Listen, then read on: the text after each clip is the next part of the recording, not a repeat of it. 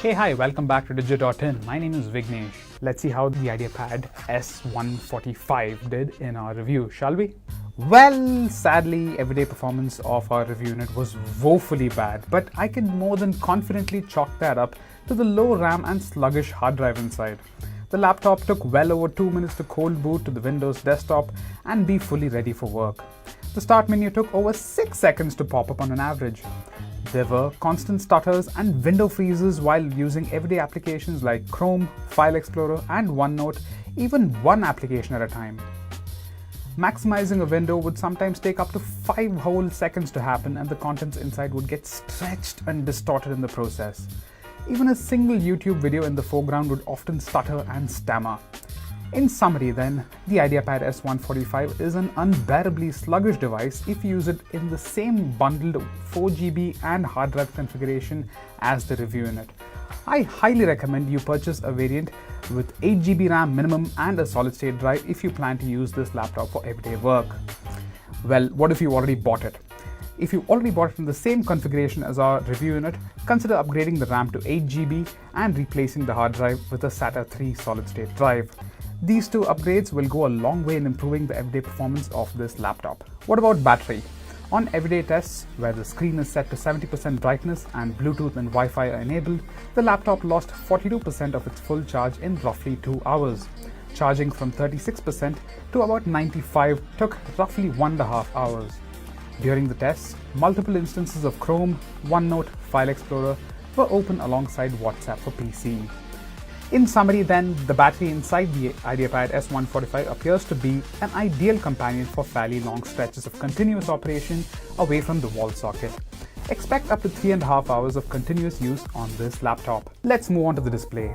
The ideapad S145 features a 15.6-inch display with full HD resolution and 220 nits of maximum brightness. According to Lenovo, the screen is capable of covering 45% of an unspecified color space. In reality, however, colors on the screen appear totally washed out, leaving the white of the backlight to burn through brightly. In addition, the matte finish on the screen creates a grainy effect on the screen, thereby making the overall viewing experience even worse. Tilting the display even by a few degrees renders text on the screen unreadable. On the left, there's a proprietary round pin power port for charging, a full-size HDMI port, a USB-A 2.0 port, a couple of USB-A 3.1 ports as well. On the right side, all we see are a full-size SD card reader and a 3.5mm audio jack for headsets. Understandably, the laptop skips the USB-C port and fingerprint scanner. Let's move on to the keyboard. The ideapad S145's keyboard is not particularly comfortable, but it's not particularly uncomfortable either. The entire keyboard island and individual keycaps are mildly convex in shape, and they bulge upwards right at the center. The numpad section includes dedicated keys for media playback. Because it's not a Windows 10 recognized precision unit, the touchpad is sluggish and uneven in tracking the movement of the pointer across the screen. The acceleration of the pointer too varies with the direction of the fingertip movement, making for an unpleasant touchpad experience overall.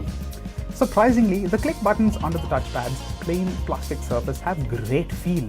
All things considered, you're better off getting yourself a mouse along with the laptop. Okay then, let's move on to the build and design.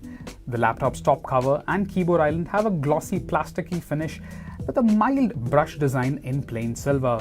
Not only does this lend the device a toyish look, but also makes it less grippy in the user's hands, especially while taking it out of a backpack in a hurry.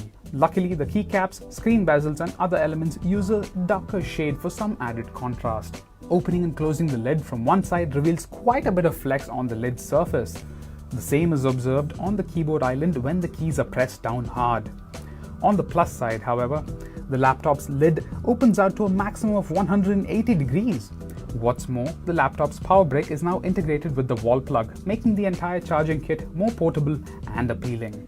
All things considered, the ideapad S145 looks and feels decent for a laptop of its price range, although a matte finish all around would have been better appreciated for reasons of grip and overall appearance. Well then, all things considered, I think the new Lenovo ideapad S145 is not a bad choice by any means.